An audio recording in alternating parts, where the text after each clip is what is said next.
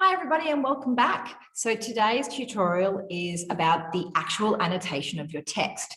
So all of the steps we're taking in this tutorial series and in the resources that we've provided for you on Padlet and on Schoolbox, that's all about preparing you to do the best possible job you can when we get to the external exam.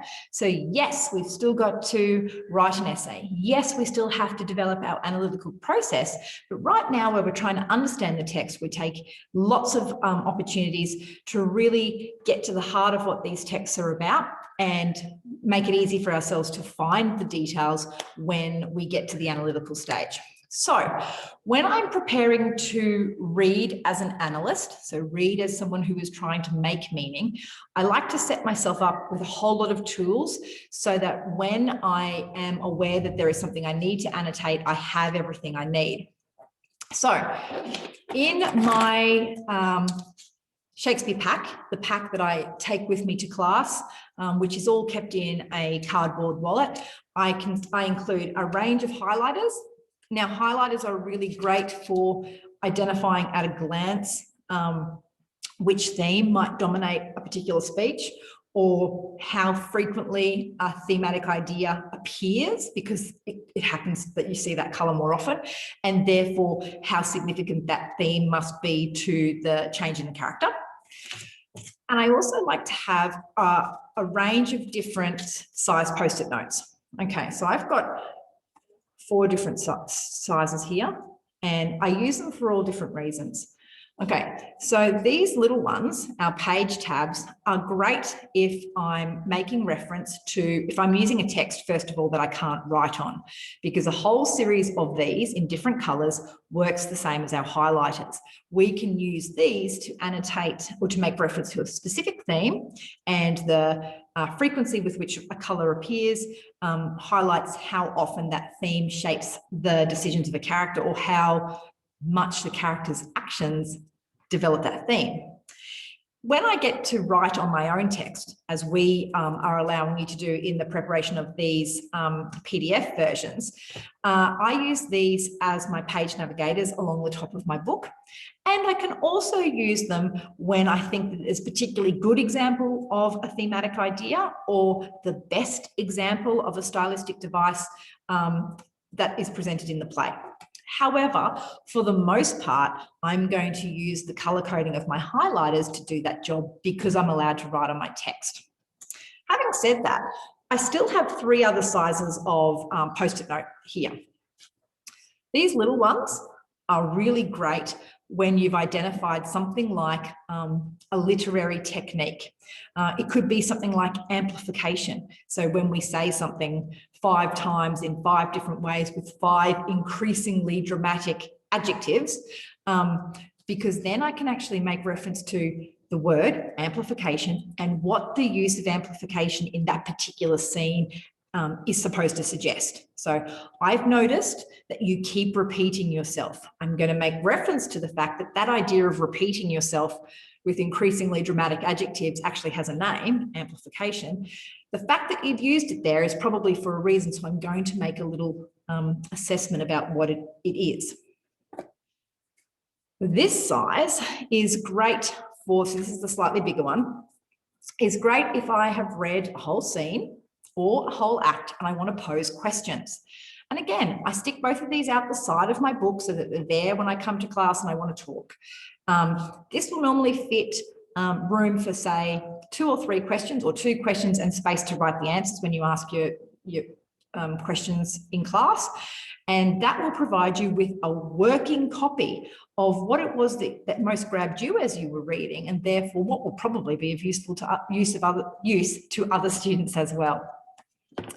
Finally, I have my big post-it notes, and these ones are lined, as you can see.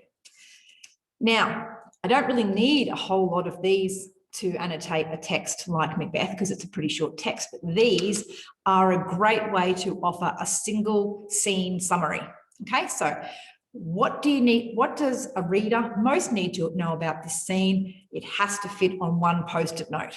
What you ultimately end up with is a series of maybe 30 post-it notes that summarize the key points of your entire play. You could alternatively do one of these for each character. Okay, so tab it or put it in place where the character is first introduced, and then as you go through, add a dot point about how they change in Act 2 or how they change in Act 3, so that again, when you pull all these together, you have a working summary of the entire text. Okay, so when we work with our classes as far as what to annotate for, we will normally start with themes. Now, the great thing about studying something like Macbeth or King Lear is that these are highly resourced texts. So don't feel that you have to reinvent the wheel.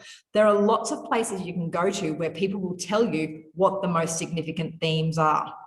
Do remember that themes don't work in isolation. So if you believe that that ambition is a key theme, which it probably is, there will be other themes that kind of link to that. So if we've got unchecked ambition, vaulting ambition, then possibly that ambition comes attached to something like greed.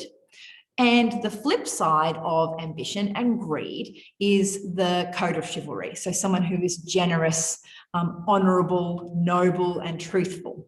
Okay, so when you start annotating for one, you might naturally find that it also makes reference or provides juxtaposition to another theme. And as a result, you will get to a point where there are pages of your text that are highlighted in multiple colors. Just trying to show you where where pages of text are highlighted in multiple colors, and even where a single part of the dialogue is highlighted in more than one color. That's absolutely fine. The reality is a character serves to develop a host of themes. A character also develops themselves. A character could also be a symbol. So you'll find that the words on the page do lots of different jobs, and it's just what it is that you need that particular quote to do, and that is entirely governed by what it is you've been asked to discuss. Okay, so takeaway points for annotating your text. Start off with your navigation tabs along the top of your page. That'll just make it a bit easier for you to work through the text. Identify, by using your study guides, like the lit chart study guides that we gave you, the key themes that you're going to analyse for. Assign each of your themes to a highlighter colour or a page tab colour, and consistently use those to find the references to words that develop that theme as you're going on. You'll notice here on the front of my King Lear, I've actually included a little legend. I know that's backwards, but a little legend of what themes relate to what colours. That's really handy, just saves you from forgetting which colours you assigned later on.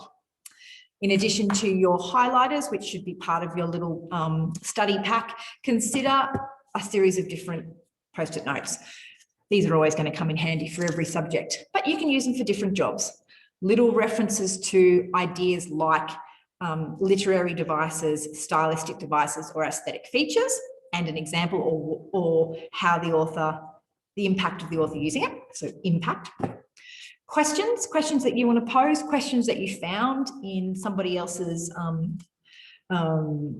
analysis of the play that you want to ask about, and summaries. And this kind of thing works for every single subject. Okay, so create a summary of the formulas that you've used in this chapter. Create a summary of the key processes or terminology associated with this biological process, and everything that you need to know, or the things that you think are most important, fit on one post-it note. And then you end up with a series of them to summarize all of your work.